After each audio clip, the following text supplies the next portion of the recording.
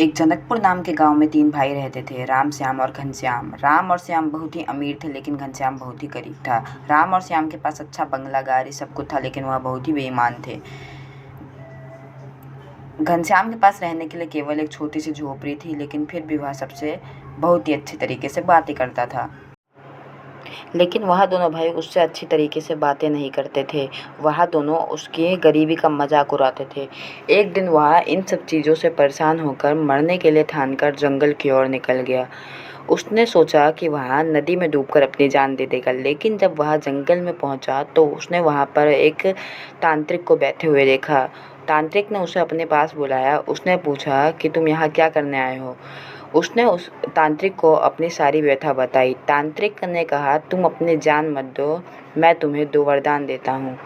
उसने कहा कि जो भी तुम 2 वरदान मांगोगे उससे दुगना तुम्हारे भाइयों को मिलेगा। लेकिन उसने सोचा कि फिर भी वह तो हम मुझसे अमीर ही रहेंगे।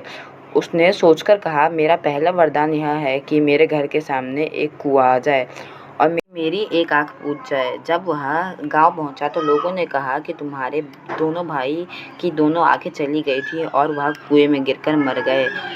अब तो उनकी सारी जायदाद तुम्हारी हुई। अब वह खुशी से अपना जीवन व्यतीत करने लगा और अच्छे से रहने लगा।